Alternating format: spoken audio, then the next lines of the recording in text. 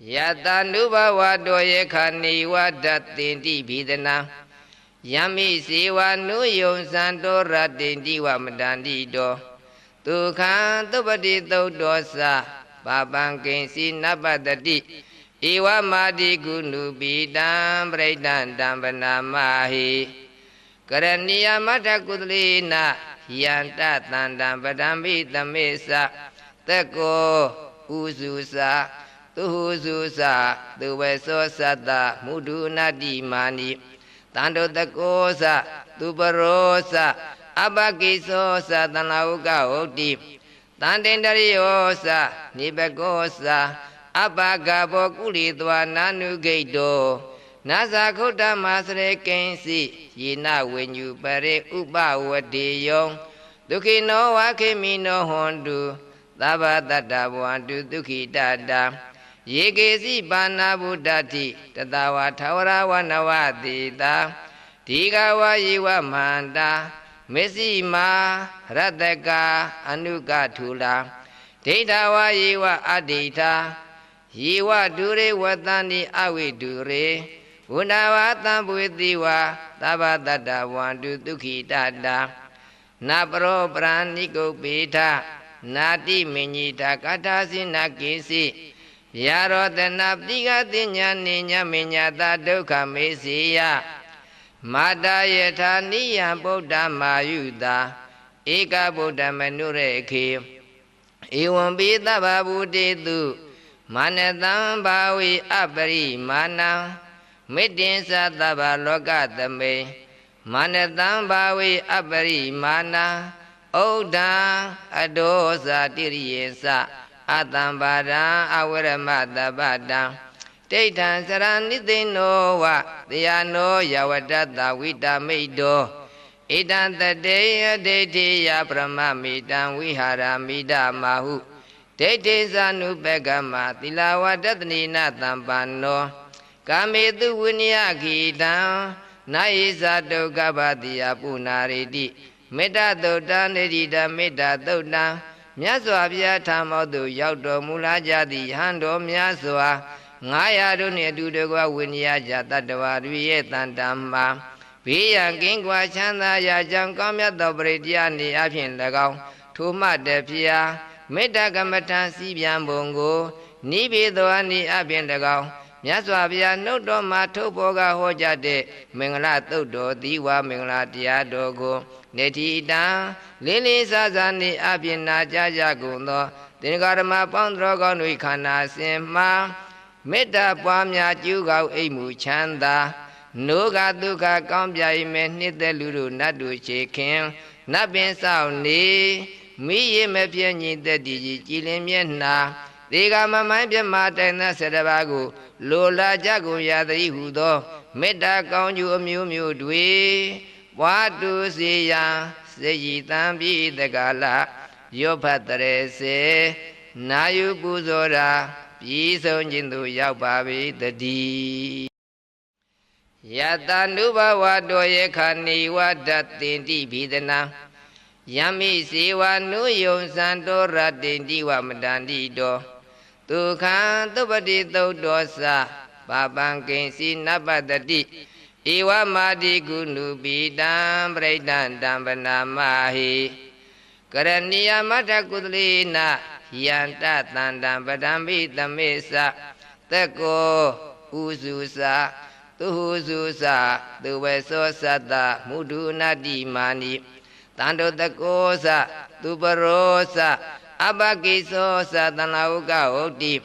Tandendariosa Nibekosa Abagabo kulitwa nanugedo Nasa kota masre kensi Yina wenyu pare upa wadiyong Dukino wakimino hondu Taba tata wantu duki dada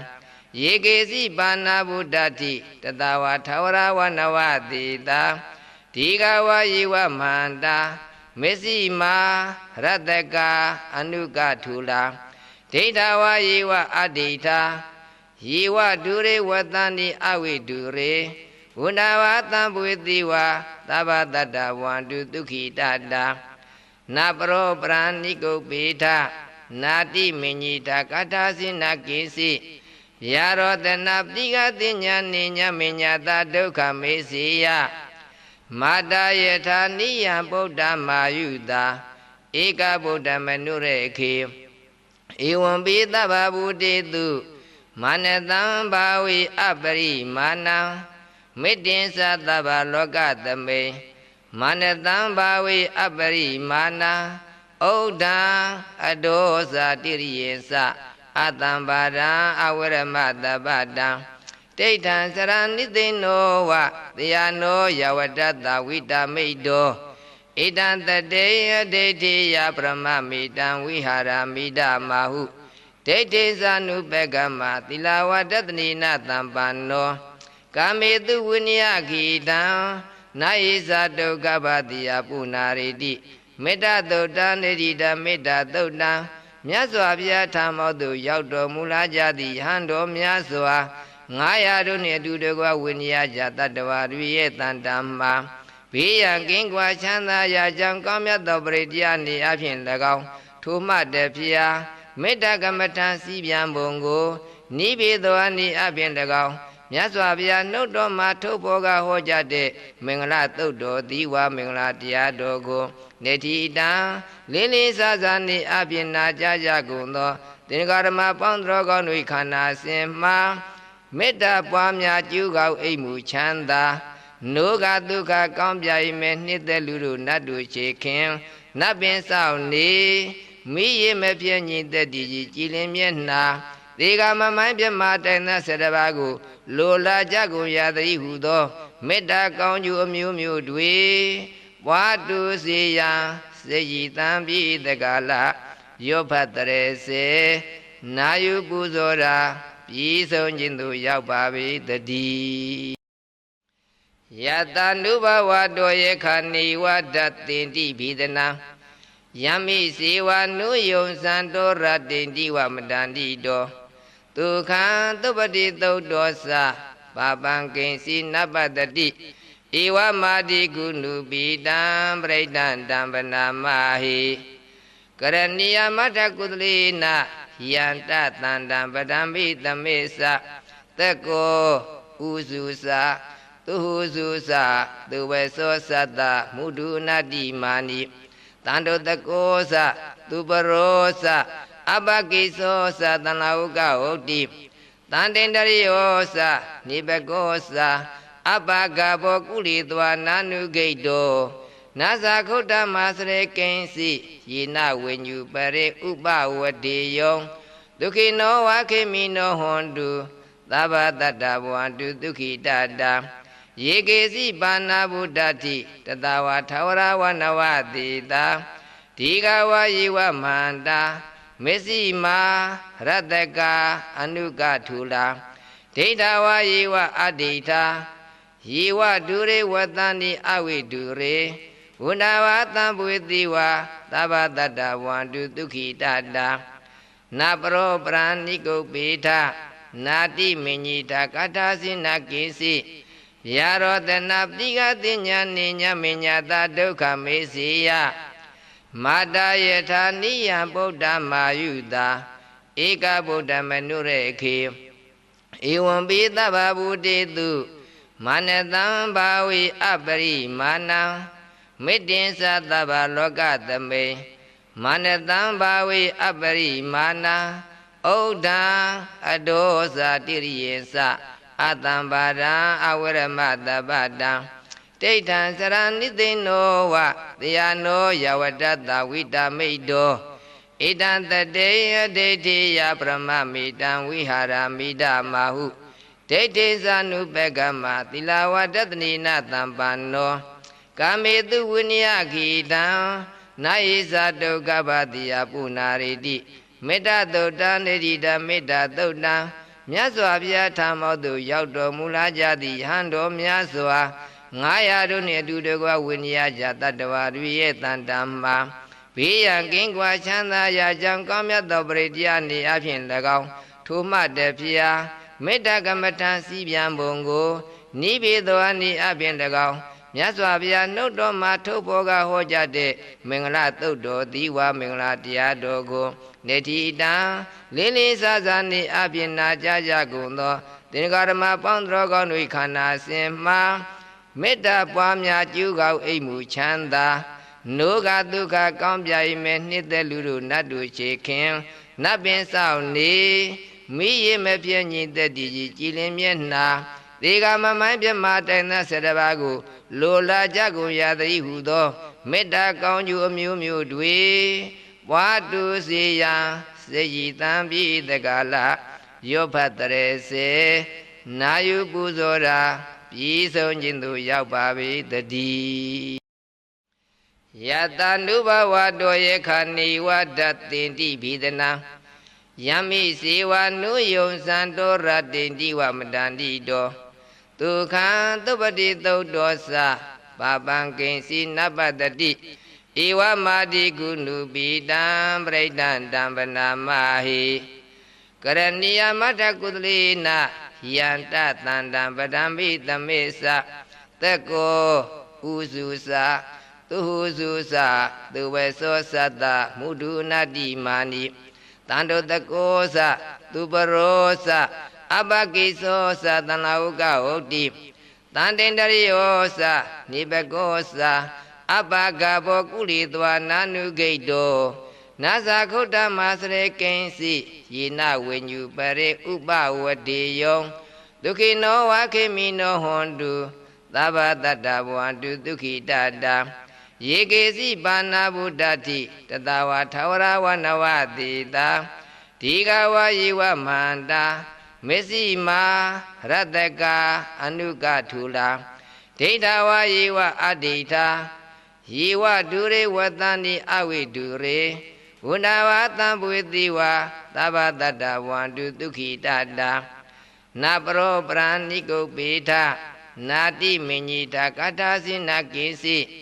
ယာရောတနာပိကတိညာနိညာမညာတာဒုက္ခမေစီယမာတာယထာနိယံဗုဒ္ဓမာယုတာဧကဗုဒ္ဓမနုရေခေဧဝံပိသဗ္ဗဗုတေတုမာနတံဘာဝိအပရိမာဏံမေတ္တင်္စသဗ္ဗလောကသမေမာနတံဘာဝိအပရိမာဏံဩဒံအဒောဇာတိရိယေသအတံပါဒံအဝရမတပတံဒိဋ္ဌံစရဏိသိနောဝတယနောယဝတ္တတဝိတမိတ်တောဣတံတတေယဒိဋ္ဌိယပရမမိတံဝိဟာရမိဒမာဟုဒိဋ္ဌိသနုပကမသီလဝတ္တနိနတံပန္နောကာမေတုဝိနယခိတံနာယိသတုကပ္ပတိယပုဏ္ဏရေတိမေတ္တသုတ်တံနေတိတမေတ္တသုတ်တံမြတ်စွာဘုရားထာမောသို့ရောက်တော်မူလာကြသည့်ယဟန်တော်များစွာ900တို့နှင့်အတူတကွဝိနည်းကြတတ္တဝါတွေရဲ့တန်တမ်းမှာဘေးရန်ကင်းကွာချမ်းသာရာကြောင့်ကောင်းမြတ်သောပရိတရားနေအဖြစ်၎င်းထိုမှတည်းဖျားမေတ္တကမ္မထံစီပြန်ပုံကိုနိဗ္ဗေသောအနိအပြင်၎င်းမြတ်စွာဘုရားနှုတ်တော်မှာထုတ်ဖော်ကဟောကြားတဲ့မင်္ဂလာသုတ်တော်သီဝမင်္ဂလာတရားတော်ကိုနေတိတံလေးလေးစားစားနေအပြင်နာကြကြကုန်သောသင်္ဃာရမပေါင်းတော်ကောင်းတို့ခန္ဓာစဉ်မှာမေတ္တာပွားများကျူးကောက်အိမ်မူချမ်းသာနိုးကဒုက္ခကောင်းပြိုင်မဲ့နှစ်သက်လူတို့နတ်တို့ချေခင်နတ်ပင်ဆောင်နေမိရမပြည့်ညီသက်တည်ကြီးကြည်လင်မျက်နှာဒီကမမိုင်းပြမတိုင်သော7ပါးကိုလိုလာကြကုန်ရသည်ဟုသောမေတ္တာကောင်းကျိုးအမျိုးမျိုးတွေပွားတူစေရန်စေရည်တံပြည်တကလာရောဖတ်တရေစေနာယုပူဇော်ရာပြည်ဆုံးခြင်းသို့ရောက်ပါပေတည်းယတနုဘဝတောယေခဏိဝဒတ်တင်တိဘိဒနာယမိစေဝနုယုံစံတောရတင်တိဝမတန္တိတောဒုက္ခံသုပတိသုတ်တောသပါပံကိဉ္စီနပတတိဧဝမာတိကုဏုပိတံပရိဒံတံပနာမဟိကရဏီယမတ္ထကုသလေနယန္တတန္တံပဒံပိသမေသသက်ကောဥစုသသူဟုစုသသူဝေသောသတ္တမုဒုနာတိမာနိတန္တုတကောသသူပရောသ အပကိသောသတန္လာဥကဟုတ်တိတန်တင်တရိယောသနိဘကောသအပကဘောကုလီသွာနာနုဂိတ်တောနာဇာခုတ္တမစရေကိဉ္စီယေနဝိညုပရေဥပဝတေယောဒုခိနောဝခေမိနောဟွန်တုသဗ္ဗတတ္တဘဝန္တုဒုခိတတံယေကေစီပါဏဗုဒ္ဓတိတတဝါထာဝရဝနဝတိတာဒီဃဝယေဝမန္တာမေစီမာရတကာအနုကထုလာဒိဋ္ဌဝယေဝအဒိဋ္ဌာယေဝဒုရေဝတန္တိအဝိဒုရေဝန္ဒဝသံပွေတိဝသဗ္ဗတတ္တဝန္တုဒုခိတတံနာပရောပရဏိကုပေထနာတိမညိတာကထာစိနကိစီယာရောတနာပိကတိညာနိညာမညာတာဒုက္ခမေစီယမာတာယထာနိယံဗုဒ္ဓမာယုတာဧကဗုဒ္ဓမနုရေခေဧဝံပိသဗ္ဗဗုတေတုမာနတံဘာဝိအပရိမာဏံမေတ္တင်္စသဗ္ဗလောကသမေမာနတံဘာဝိအပရိမာဏံဩဒံအဒောဇာတိရိယေသအတံပါဒံအဝရမတပတံ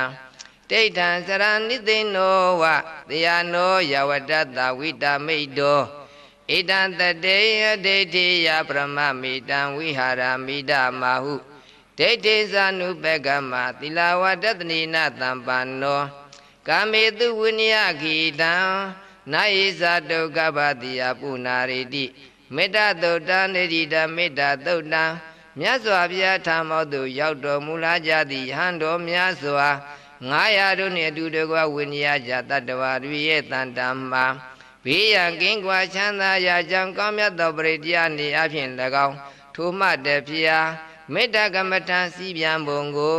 နိဗ္ဗေသောအနိအဖြင့်၎င်းမြတ်စွာဘုရားနှုတ်တော်မှာထုတ်ဖော်ကဟောကြားတဲ့မင်္ဂလာသုတ်တော်သီဝမင်္ဂလာတရားတော်ကိုနေတိတံလေးလေးစားစားနေအဖြင့်နာကြားကြကုန်သောသင်္ကာရမပေါင်းတော်ကောင်းတို့ခန္ဓာစဉ်မှာမေတ္တာပွားများကျူးကောက်အိမ်မူချမ်းသာ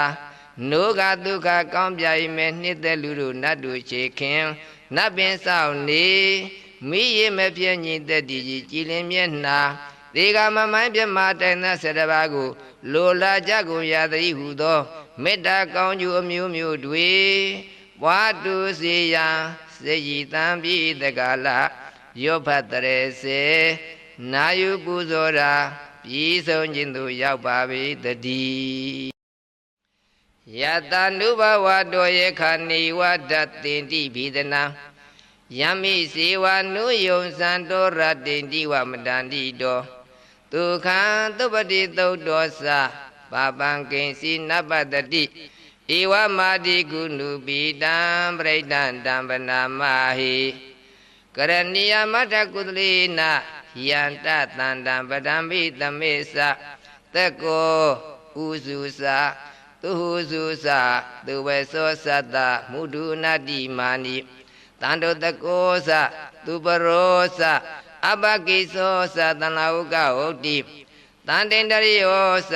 နိဘကောသအပကဘောကုလီသွာနာနုဂိတ်တောနာဇာခုတ္တမစရေကိဉ္စီယေနဝိညုပရေဥပဝတေယောဒုခိနောဝခေမိနောဟွန်တုသဗ္ဗတတ္တဘဝန္တုဒုခိတတံယေကေစီပါဏဗုဒ္ဓတိတတဝါထာဝရဝနဝတိတာဒီဃဝယေဝမန္တာမေစီမာရတကာအနုကထုလာဒိဋ္ဌဝယေဝအဒိဋ္ဌာယေဝဒုရေဝတန္တိအဝိဒုရေဝန္ဒဝသံပွေတိဝသဗ္ဗတတ္တဝန္တုဒုခိတတံနာပရောပရဏိကုပေထနာတိမညိတာကထာစိနကိစီယာရောတနာပိကတိညာနိညာမညာတာဒုက္ခမေစီယမာတာယထာနိယံဗုဒ္ဓမာယုတာဧကဗုဒ္ဓမနုရေခေဧဝံပိသဗ္ဗဗုတေတုမာနတံဘာဝိအပရိမာဏံမေတ္တင်္စသဗ္ဗလောကသမေမာနတံဘာဝိအပရိမာဏံဩဒံအဒောဇာတိရိယေသအတံပါဒံအဝရမတပတံ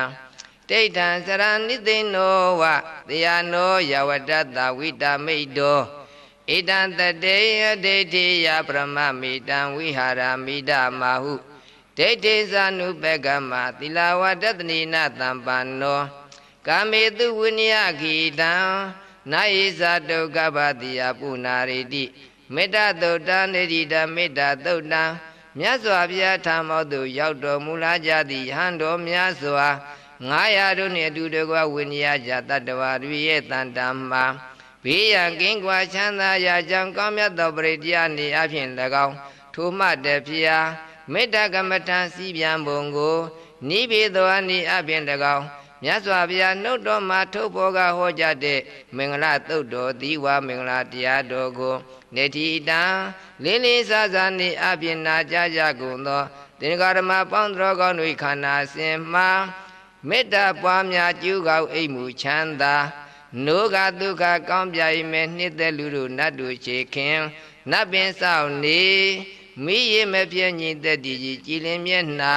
ဒီကမမိုင်းပြမတိုင်သော7ပါးကိုလိုလာကြကုန်ရသည်ဟုသောမေတ္တာကောင်းကျိုးအမျိုးမျိုးတွေပွားတူစေရန်စေရည်တံပြည်တကလာရောဖတ်တရေစေနာယုပူဇော်ရာပြည်ဆုံးခြင်းသို့ရောက်ပါပေတည်းယတနုဘဝတောယေခဏိဝဒတ်တင်တိဘိဒနာယမိစေဝနုယုံစံတောရတင်တိဝမတန္တိတောဒုက္ခံသုပတိသုတ်တောသပါပံကိဉ္စီနပတတိဧဝမာတိကုဏုပိတံပရိဒံတံပနာမဟိကရဏီယမတ္တကုသလေနယန္တတန္တံပဒံဘိသမေသသက္ကောဥစုသသူဟုစုသသူဝေသောသတ္တမုဒုနာတိမာနိတန္တောတကောသသူပရောသအပကိသောသတန္လာဥကဟုတ်တိတန္တင်တရိယောသနိဘကောသအပကဘောကုလိတဝနာနုဂိတောနာဇာခုတ္တမစရေကိဉ္စီယေနဝိညုပရေဥပဝတေယောဒုက္ခိနောဝခေမိနောဟွန်တုသဗ္ဗတတ္တဘဝန္တုဒုက္ခိတတံယေကေစီပါဏဗုဒ္ဓတိတတဝါထာဝရဝနဝတိတာဒီဃဝယေဝမန္တာမေစီမာရတကအနုကထူလာဒိဋ္ဌဝယေဝအဒိဋ္ဌာယေဝဒုရေဝတန္တိအဝိဒုရေဝန္ဒဝသံပွေတိဝ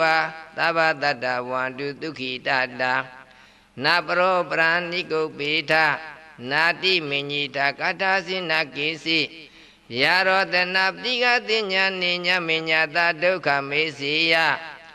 မာတာယထာနိယံဗုဒ္ဓမာယုတာဧကဗုဒ္ဓမနုရေခေဧဝံပိသဗ္ဗဗုတေတု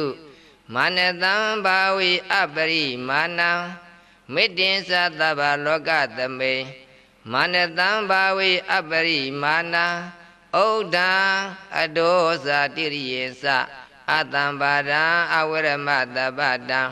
တိဋ္ဌံစရဏိသိနောဝတရားနောယဝတ္တဝိတမိတ်တောဣတံတတေယဒိဋ္ဌိယပရမမိတံဝိဟာရမိဒမာဟုဒိဋ္ဌိသနုပကမသီလဝတ္တနိနသံပန္နောကာမေတုဝိနယခိတံနာယိသတုကပ္ပတိယပုနာရိတိမေတ္တသုတ်တံနေတိတမေတ္တသုတ်တံမြတ်စွာဘုရားထာမောသို့ရောက်တော်မူလာကြသည့်ယဟန်တော်များစွာ900တို့နှင့်အတူတကွဝိနည်းကြတတ္တဝါတွေရဲ့တန်တမ်းမှာဘေးရန်ကင်းကွာချမ်းသာရာကြောင့်ကောင်းမြတ်သောပရိတရားနေအဖြစ်၎င်းထိုမှတည်းဖျားမေတ္တာကမ္မထံစီပြန်ပုံကိုနိဗ္ဗေသောအနေအဖြစ်၎င်းမြတ်စွာဘုရားနှုတ်တော်မှာထုတ်ဖော်ကဟောကြားတဲ့မင်္ဂလာသုတ်တော်သီဝမင်္ဂလာတရားတော်ကိုနေတိတံလေးလေးစားစားနေအဖြစ်နာကြားကြကုန်သောသင်္ဃာရမပေါင်းတော်ကောင်းတို့ခန္ဓာစဉ်မှာမေတ္တာပွားများကျူးကောက်အိမ်မူချမ်းသာနိုးကဒုက္ခကောင်းပြိုင်မဲ့နှစ်သက်လူတို့နတ်တို့ချေခင်နတ်ပင်ဆောင်နေမိရမပြည့်ညီသက်တည်ကြည်လင်မျက်နှာ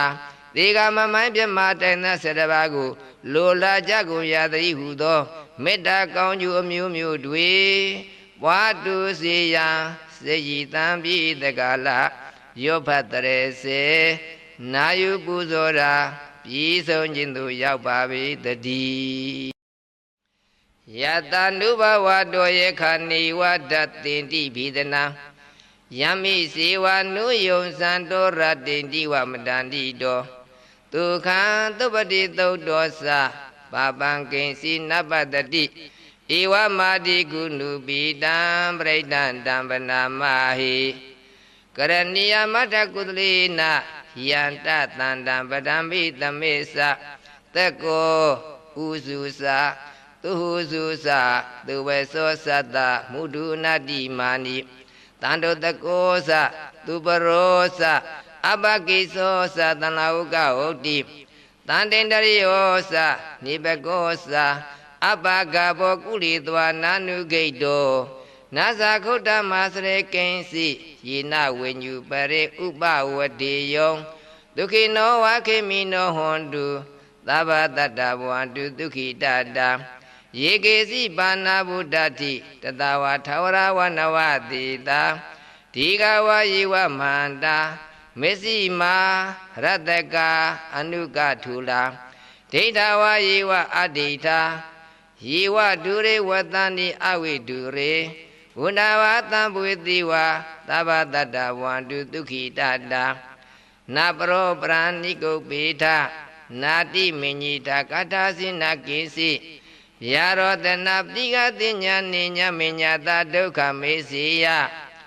မာတာယထာနိယံဗုဒ္ဓမာယုတာဧကဗုဒ္ဓမနုရေခေဧဝံပိသဗ္ဗဗုတေတုမာနတံဘာဝိအပရိမာဏံမေတ္တင်္စသဗ္ဗလောကသမေမာနတံဘာဝိအပရိမာဏံဩဒံအဒောဇာတိရိယေသအတံပါဒံအဝရမတပတံဒိဋ္ဌံစရဏိသိနောဝတယနောယဝတ္တတဝိတမိတ်တောဣတံတတေယဒိဋ္ဌိယပရမမိတံဝိဟာရမိဒမာဟုဒိဋ္ဌိသနုပကမသီလဝတ္တနိနတံပန္နောကာမေတုဝိနယခိတံနာယိဇာဒုက္ခပတိယပုနာရိတိမေတ္တသုတ်တံနေတိတမေတ္တသုတ်တံမြတ်စွာဘုရားထာမောသို့ရောက်တော်မူလာကြသည့်ယဟန်တော်များစွာ900တို့နှင့်အတူတကွဝိနည်းကြတတ္တဝါတွေရဲ့တန်တံမှာဘေးရန်ကင်းကွာချမ်းသာရာကြောင့်ကောင်းမြတ်သောပရိတရားနေအဖြင့်၎င်းထိုမှတည်းဖျားမေတ္တာကမ္မထံစီပြန်ပုံကိုနိဗ္ဗေသောအနိအဖြင့်၎င်းမြတ်စွာဘုရားနှုတ်တော်မှာထုတ်ဖော်ကဟောကြားတဲ့မင်္ဂလာသုတ်တော်သီဝမင်္ဂလာတရားတော်ကိုနေတိတံလေးလေးစားစားနေအဖြင့်နာကြားကြကုန်သောသင်္ကာရမပေါင်းတော်ကောင်းတို့ခန္ဓာစဉ်မှာမေတ္တာပွားများကျူးကောက်အိမ်မူချမ်းသာနိုးကဒုက္ခကောင်းပြိမဲ့နှစ်သက်လူတို့နတ်တို့ချေခင်နတ်ပင်ဆောင်နေမိရမပြည့်ညင်သက်တည်ကြီးကြည်လင်မျက်နှာဒီကမမိုင်းပြမတိုင်သက်7ပါးကိုလိုလာကြကုန်ရသည်ဟုသောမေတ္တာကောင်းကျိုးအမျိုးမျိုးတွေပွားတူစေရန်စေရည်တံပြည်တကလရောဖတ်တရေစေနာယူပူဇော်တာပြီးဆုံးခြင်းသို့ရောက်ပါပေတည်းယတနုဘဝတောယေခဏိဝဒတ်တင်တိဘိဒနာယမိစေဝနုယုံစံတောရတိန်တိဝမတန္တိတောဒုက္ခံသုပတိသုတ်တောသပါပံကိဉ္စီနပတတိဧဝမာတိကုဏုပိတံပရိဒံတံပနာမဟိကရဏီယမတ္ထကုသလေနယန္တတန္တံပဒံမိသမေသသက္ကောဥစုသသူဟုစုသသူဝေသောသတ္တမုဒုနာတိမာနိတန္တုတကောသသူပရောသအပကိသောသတနာဥကဟုတ်တိတန္တင်တရိယောသနိဘကောသအပကဘောကုလိတဝနာနုဂိတောနာဇာခုတ္တမစရေကိဉ္စီယေနဝိညုပရေဥပဝတေယောဒုက္ခိနောဝခေမိနောဟွန်တုသဗ္ဗတတ္တဘဝန္တုဒုက္ခိတတံယေကေစီပါဏဗုဒ္ဓတိတတဝါထာဝရဝနဝတိတာဒီဃဝယေဝမန္တာမေစီမာရတကာအနုကထုလာဒိဋ္ဌဝယေဝအဒိဋ္ဌာယေဝဒုရေဝတန္တိအဝိဒုရေဝ ဝန္ဒဝါသံပွေတိဝါသဗ္ဗတတ္တဝန္တုဒုက္ခိတတာနာပရောပရဏိကုပေထနာတိမညိတာကထာစိနာကိစီယာရောတနာပတိကတိညာနိညာမညာတာဒုက္ခမေစီယမာတာယထာနိယံဗုဒ္ဓမာယုတာဧကဗုဒ္ဓမနုရေခေဧဝံပိသဗ္ဗဗုတေတုမာနတံဘာဝိအပရိမာဏံမေတ္တင်္စသဗ္ဗလောကသမေမာနတံဘာဝိအပရိမာဏံဩဒံအဒောဇာတိရိယေသအတံပါဒံအဝရမတပတံဒိဋ္ဌံစရဏိသိနောဝတယနောယဝတ္တဝိတမိတ်တောဣတံတတေယဒိဋ္ဌိယပရမမိတံဝိဟာရမိဒမာဟု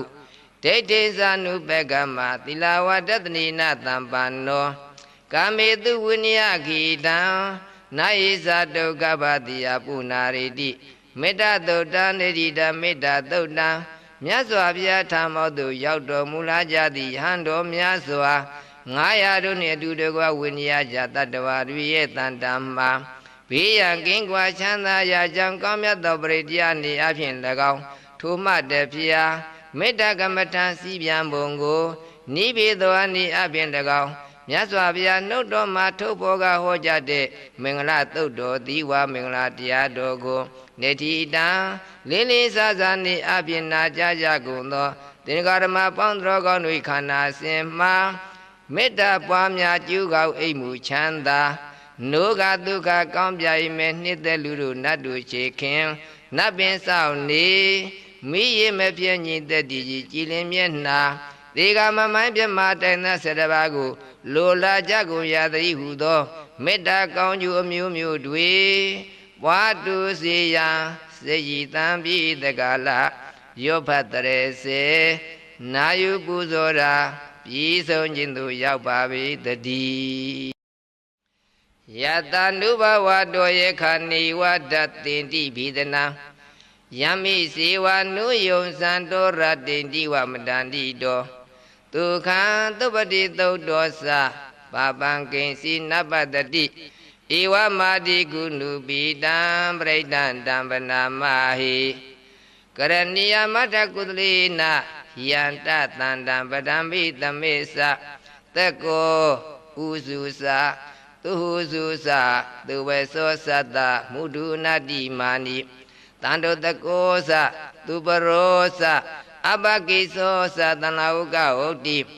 တန္တင်တရိယောသနိဘကောသအပကဘောကုလိတဝနာနုဂိတောနာဇာခုတ္တမစရေကိဉ္စီယေနဝိညုပရေဥပဝတေယောဒုက္ခိနောဝခေမိနောဟွန်တုသဗ္ဗတတ္တဘဝန္တုဒုက္ခိတတာယေကေစီပါဏဗုဒ္ဓတိတတဝါထာဝရဝနဝတိတာဒီဃဝယေဝမန္တာမေစီမာရတကအနုကထုလာဒိဋ္ဌဝယေဝအဒိဋ္ဌာယေဝဒုရေဝတန္တိအဝိဒုရေဝန္ဒဝါသံပွေတိဝါသဗ္ဗတတ္တဝန္တုဒုက္ခိတတာနာပရောပရဏိကုပေထနာတိမညိတာကထာစိနာကိစီယာရောတနာပတိကတိညာနိညာမညာတာဒုက္ခမေစီယမာတာယထာနိယံဗုဒ္ဓမာယုတာဧကဗုဒ္ဓမနုရေခေဧဝံပိသဗ္ဗဗုတေတုမာနတံဘာဝိအပရိမာဏံမေတ္တင်္စသဗ္ဗလောကသမေမာနတံဘာဝိအပရိမာဏံဩဒံအဒောဇာတိရိယေသအတံပါဒံအဝရမတပတံဒိဋ္ဌံစရဏိသိနောဝတယနောယဝတ္တဝိတမိတ်တောဣတံတတေယဒိဋ္ဌိယပရမမိတံဝိဟာရမိဒမာဟုဒိဋ္ဌိသနုပကမသီလဝတ္တနိနတံပန္နောကာမေတုဝိနယခိတံနာယိသတုကပ္ပတိယပုနာရိတိမေတ္တသုတ်တံနေတိတမေတ္တသုတ်တံမြတ်စွာဘုရားထာမောသို့ရောက်တော်မူလာကြသည့်ယဟန်တော်များစွာ900တို့နှင့်အတူတကွဝိနည်းကြတတ္တဝါတွေရဲ့တန်တမ်းမှာဘေးရန်ကင်းကွာချမ်းသာရာကြောင့်ကောင်းမြတ်သောပရိတရားနေအဖြစ်၎င်းထိုမှတည်းဖျားမေတ္တာကမ္မထံစီပြန်ပုံကို နိဗ္ဗေသောအနိအပြင်တကောင်မြတ်စွာဘုရားနှုတ်တော်မှာထုတ်ဖော်ကဟောကြားတဲ့မင်္ဂလာသုတ်တော်သီဝမင်္ဂလာတရားတော်ကိုနေတိတံလေးလေးစားစားနေအပြင်နာကြကြကုန်သောသင်္ကာရမပေါင်းတော်ကောင်းတို့ခန္ဓာစဉ်မှာမေတ္တာပွားများကျူးကောက်အိမ်မူချမ်းသာနိုးကဒုက္ခကောင်းပြိမဲ့နှစ်သက်လူတို့နတ်တို့ချေခင်နတ်ပင်ဆောင်နေမိရမပြည့်ညင်သက်တည်ကြည်လင်မျက်နှာဒီကမမိုင်းပြမတိုင်သော7ပါးကိုလိုလာကြကုန်ရသည်ဟုသောမေတ္တာကောင်းကျိုးအမျိုးမျိုးတွေပွားတူစေရန်စေရည်တံပြည်တကလာရောဖတ်တရေစေနာယုပူဇော်ရာပြည်ဆုံးခြင်းသို့ရောက်ပါ၏တည်းယတနုဘဝတောယေခဏိဝဒတ်တင်တိဘိဒနာယမိစေဝနုယုံစံတောရတင်တိဝမတန္တိတောဒုက္ခံသုပတိသုတ်တော်စပါပံကိဉ္စီနပတတိဧဝမာတိကုဏုပိတံပရိဒံတံပနာမဟိကရဏီယမတ္ထကုသလေနယန္တတန္တံပဒံမိသမေသသက္ကောဥစုစသူဟုစုစသူဝေသောသတ္တမုဒုနာတိမာနိတန္တုတကောသသူပရောသအပကိသောသတန္လာဥကဟုတ်တိတန္တင်တရိယောသနိဘကောသအပကဘောကုလိတဝနာနုဂိတောနာဇာခုတ္တမစရေကိဉ္စီယေနဝိညုပရေဥပဝတေယောဒုက္ခိနောဝခေမိနောဟွန်တုသဗ္ဗတတ္တဘဝန္တုဒုက္ခိတတံယေကေစီပါဏဗုဒ္ဓတိတတဝါထာဝရဝနဝတိတာဒီဃဝယေဝမန္တာမေစီမာရတကာအနုကထုလာဒိဋ္ဌဝယေဝအဒိဋ္ဌာယေဝဒုရေဝတန္တိအဝိဒုရေဝန္ဒဝသံပွေတိဝသဗ္ဗတတ္တဝန္တုဒုက္ခိတတံ